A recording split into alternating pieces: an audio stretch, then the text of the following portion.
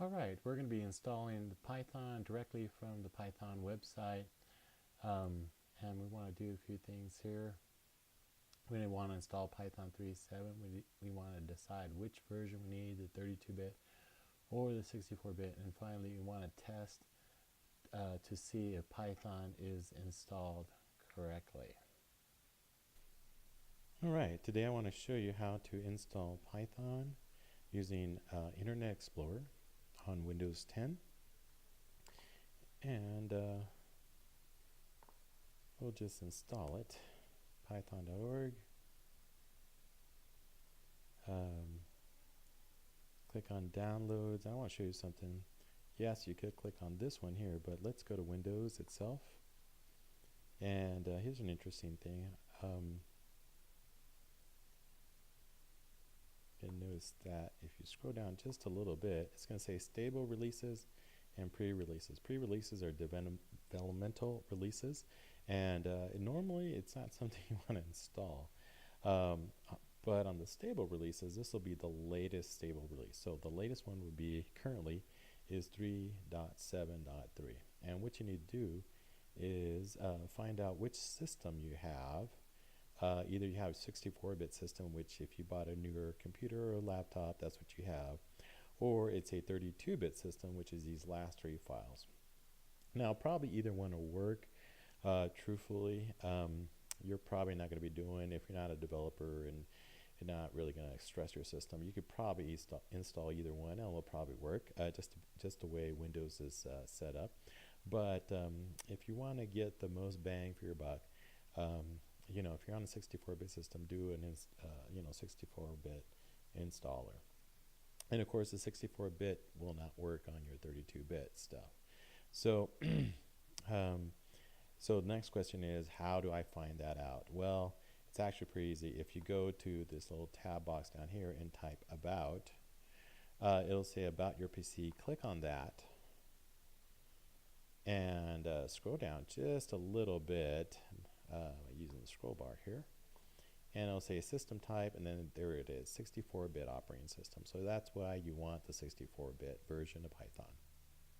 Click X to get out of there, and now you know. And you can choose any one of these, but truthfully, the easiest ones to install are either the executable installer or the web-based installer.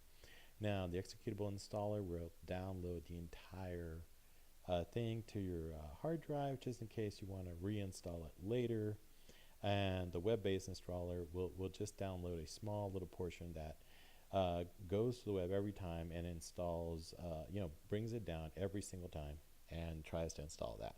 So I would just go ahead and recommend the executable installer if you're going to install it more than once. In my case, I will. So we're going to click that one. And it says down here, do you want to save? Do you want to run it? Well, ultimately you want to run it, but let's go ahead and save it.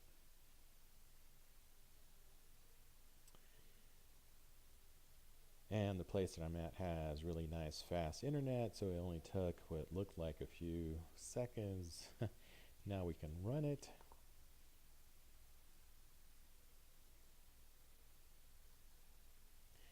And I'm going to go ahead and minimize IE, or Internet Explorer. And there it is. Ta-da!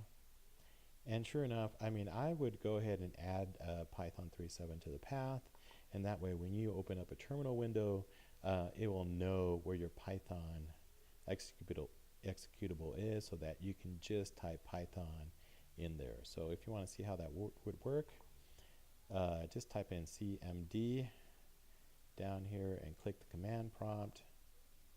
And right now, if I type in Python, it's going to say, hey, I don't know what that is. And it's going to run to the Microsoft Store and say, hey, maybe I can find it for you in the Microsoft Store. You know, maybe it's in there. And there it is. You know, you can get it from there also. So we could do it this way. And I don't think there's anything wrong with that. But we're just going to install it directly from the Python website.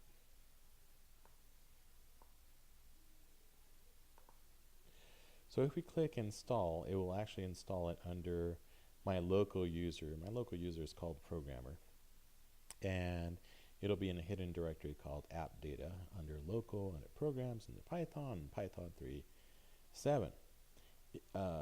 And usually if you hit install for all users, it would have changed that to something off the root directory. Now it doesn't do that now. I don't know why. Um, maybe it's got maybe it's a change, but if you hit customize installation and then you hit install for all users, it'll change that path to something like C colon and then Python 3.7, which is a nice place to put it because that way every user on your Windows system can get to it.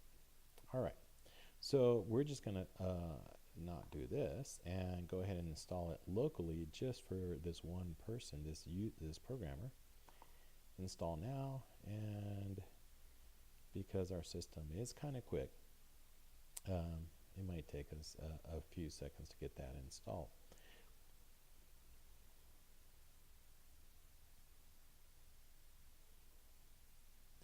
Now after this, I did notice that at times it'll come up with a warning, and the warning will say, hey, you know, your directory path limit is kind of low, and it'll actually, if you click it, it'll actually lengthen or make the changes for your system so that it will have a greater path limit.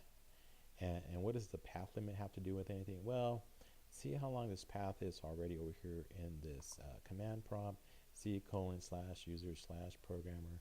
Well, if it gets much longer, it'll actually hit some kind of internal Windows limit, and we don't want that. That'll just mess us up later.